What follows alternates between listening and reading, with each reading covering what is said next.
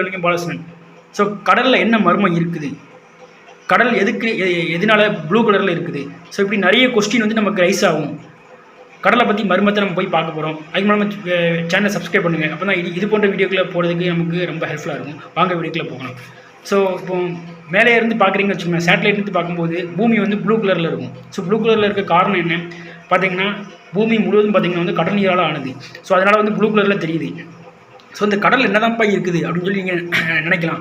So கடலில் பார்த்தீங்கன்னா வந்து மனுஷனால் பார்த்தீங்கன்னா சாதாரணமாக வந்து ஸ்விம் பண்ணி வந்து அதாவது ஒரு கிலோமீட்டர் வரை தான் போக முடியும் எதுவுமே இல்லாமல். ஸோ வந்து மற்றபடி இந்த சேஃப்டி எக்யூப்மெண்ட்ஸ் எல்லாம் போட்டு நம்ம போகலாம்னு பார்த்தீங்கன்னா வந்து அது வந்து கொஞ்சம் ஒரு 328 அடி வரை போகலாம்.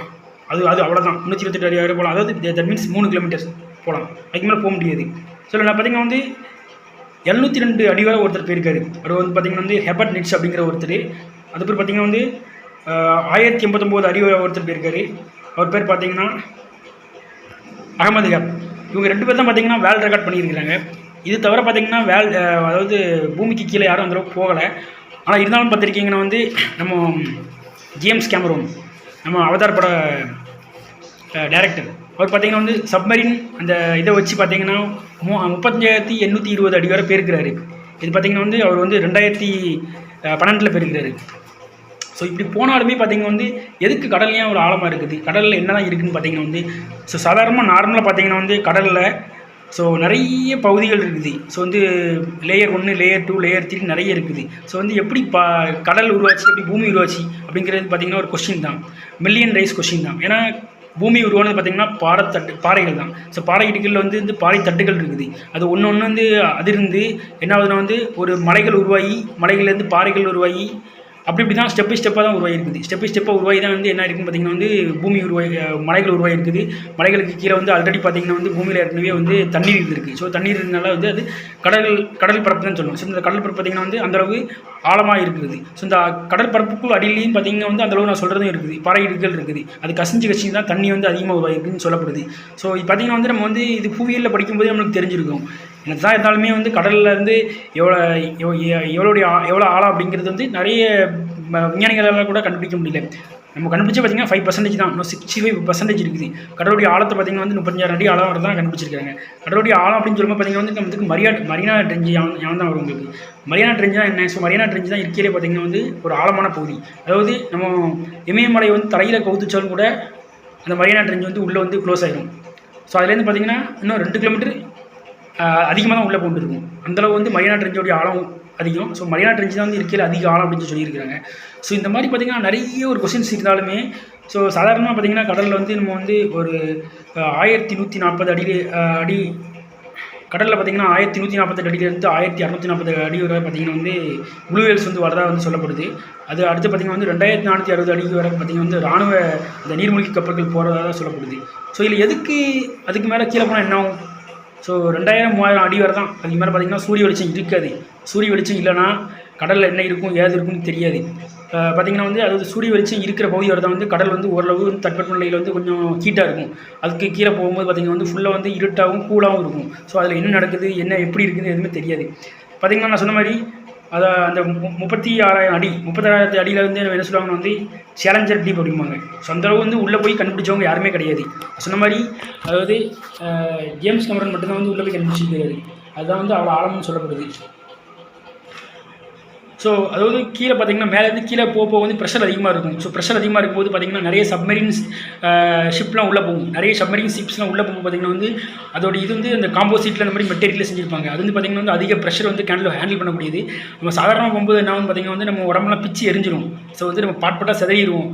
எந்தளவு உள்ள நம்ம எங்கே போயிருக்கோம்னு தெரியாது. அந்தளவு பார்த்திங்கன்னா ப்ரெஷர் வந்து ஹை ப்ரெஷரில் இருக்கும் உள்ள.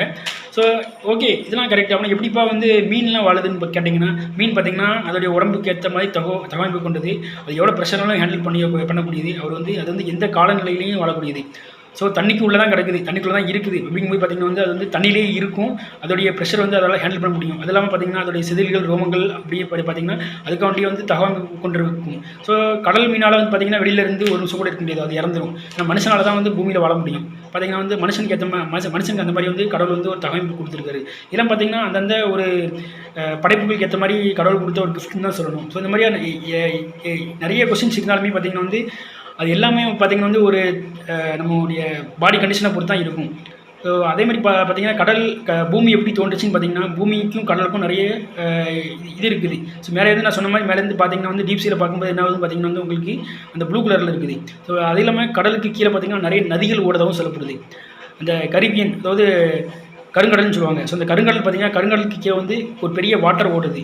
அது பார்த்தீங்கன்னா உலகத்திலே 6வது பெரிய நதினா பார்த்தீங்கன்னா வந்து அதெல்லாம் இருக்குது சொல்லப்படுதுங்க. இது எப்படி பார்த்தீங்கன்னா தண்ணிக்கு, அதாவது கடலுக்கு கீழேயும் நதிகள் ஓடுமா அப்படின்னு கேட்டிங்கன்னா கண்டிப்பாக ஓடும். ஏன்னா பூமியை நம்ம வந்து அதாவது போர் பண்ணும்போது பார்த்திங்கன்னா வந்து அதுலேருந்து பார்த்திங்கன்னா வந்து கடல் தண்ணீர் உற்பத்தி ஆகுது. தண்ணீர் எப்படி உற்பத்தி ஆகுது பார்த்திங்கன்னா வந்து பாறை இடுகள், அதாவது நான் சொல்கிறது தான், போர் போடும்போது பாறை இடுகளில் வந்து இடிபட்டு அதுலேருந்து தான் கடல் நீர், அதுலேருந்து தான் நீர்கள் கசிந்து நமக்கு வந்து போர் வாட்டராக வெளியே வருது. இது பார்த்திங்கன்னா வந்து சாதாரணமான நிலத்தடியிலே வந்து தண்ணி இருக்குதுன்னு பார்த்திங்கன்னா வந்து கடல்லேருந்து தண்ணி தான். தண்ணி கீழே பார்த்திங்கன்னா வந்து கண்டிப்பாக ஒரு எண்டு ஒன்று உண்டு. நம்மளால் கண்டுபிடிக்க முடியல, ஆனால் ஒரு எண்டு கண்டிப்பாக உண்டு. ஆரம்பம்னு ஒன்று இருந்தால் கண்டிப்பாக ஒரு எண்டுன்னு ஒன்று கண்டிப்பாக இருக்கும். ஸோ அப்படிங்கும்போது கீழே இருக்குது. அதில் பார்த்திங்கன்னா வந்து உள்ள பாறை இடுக்குகள் இதெல்லாம் கசிஞ்சி அதுலேருந்து தண்ணீர் வர வாய்ப்பு இருக்குது. அப்புறம் கடல் நீரும் அந்த ஓடக்கூடிய அந்த ரிவரும் கலக்காது அப்படின்னு கேட்டிங்கன்னா கண்டிப்பாக கலக்க வாய்ப்பு கிடையாது.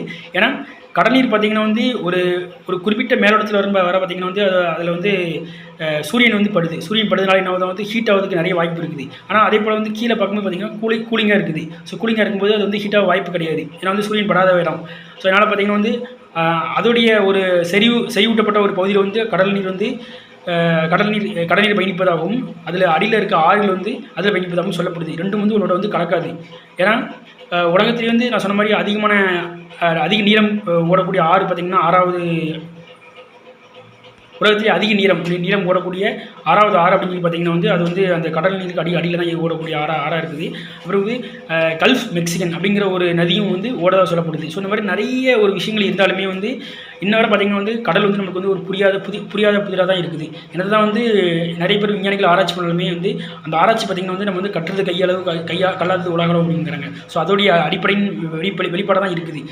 நம்ம வந்து அந்தளவு வந்து உள்ளே போய் ஆராய்ச்சி பண்ணணும் அப்படின்னு பார்த்திங்கன்னா வந்து அதுக்குன்னு வந்து ஒரு புது எக்யூப்மெண்ட்ஸும் புதுசாக நம்ம வந்து நிறைய பொருட்களும் கண்டுபிடிச்சா உள்ளே போய் நம்ம வந்து இறங்கி பண்ண முடியும். அப்படின்னு பார்த்திங்கன்னா கூட பண்ணுறது கஷ்டம் தான். ஏன்னா அதில் இருக்க ப்ரெஷரில் பார்த்திங்கன்னா வந்து எல்லாமே வெடிச்சு சதிவிடும். இப்போ நிறைய பேர் பார்த்திங்கன்னா இடையில பார்த்திங்கன்னா வந்து டைட்டானிக் ஏதாவது ஒரு சப்மரீனில் போய் நிறைய பேர் கொஞ்சம் பேர் ஒரு 5 பேர் 4 பேர் காணாமல் போனாங்க அப்படின்னு தான் சொல்லப்படுது. இதெல்லாம் பார்த்திங்கன்னா வந்து அதாவது மனுஷங்களுக்கு வந்து இயற்கையோட வந்து போட்டி போடுறது ரொம்ப கஷ்டம். இயற்கையில் தான் இருக்குது அப்படின்னு மனுஷன் வந்து நிறைய வந்து அதாவது தேடுறதுக்கு வந்து நிறைய வந்து வியப்பாக இருக்கிறான், அது வந்து ஆர்வமாக இருக்கிறான். அது பார்த்திங்கன்னா வந்து பூமிக்கு வெளிப்படையாக இருக்கிறவரை ஓகே, நம்மளுக்கு பிரச்சனை கிடையாது. பூமியிலையும் பார்த்திங்கன்னா காடுகள் நிறைய இருக்குது. காடுகளையும் பார்த்திங்கன்னா நம்ம நிறைய விஷயங்கள் கண்டுபிடிக்கிறோம். ஆனால் கண்டுபிடிக்கிறது வந்து பாசிபிளாக இருந்த அளவு ஓகே. மற்றபடி வந்து ஒரு ரொம்ப டெப்த்தாக போகும்போது வந்து நம்மளுக்கு வந்து மனுஷனுக்கு வந்து அது வந்து ஒரு சோகமாக தான் முடியுது. எனிவே இருந்தாலும் பார்த்திங்கன்னா வந்து ஆனால் கண்டுபிடிக்க நல்ல விஷயங்கள் தான் நம்ம சுற்றி இருக்கிற நிறைய இயற்கை வளங்களை காக்கும். ஏன்னா இயற்கை வளங்களுக்கு தான் நம்ம பெருசு. ஸோ இன்றைக்கி வந்து நம்ம வந்து இயற்கை வளங்களை இன்றைக்கி நம்ம வந்து காக்காமல் அழிச்சிட்டு இருந்தோம்னா நாளைக்கு நமக்கு வரக்கூடிய சந்ததிக்கும் அது ஒரு பெரிய பிரச்சனை கொண்டு போய் முடியும். எனவே இந்த மாதிரியான இயற்கையை கொடுத்த கடவுளுக்கும் நன்றி. அதை சுற்றி இருக்கிற பாதுகாக்கும். எனவே நம்மளை சுற்றி இயற்கையை சுற்றி கொடுத்துருக்கிற கடவுளுக்கு நன்றி. அதே போல் பார்த்திங்கன்னா இது வந்து பாதுகாக்கக்கூடிய நம்ம கடமை. ஸோ எனவே இது வந்து பாதுகாப்போம். ஸோ வந்து கடவுளுடைய ஆழத்தை பற்றி என்ன அப்படிங்கிறது தெரியாதவங்களுக்கு இந்த வீடியோ பாஸ் பண்ணுங்கள். ஸோ இதே போல் மற்றொரு வீடியோ வந்து உங்களை வந்து சந்திக்கிறேன். அதுவரை உங்களுக்கு உங்கள் நண்பன் வெள்ளிக்கு பாலசன். தேங்க்யூ.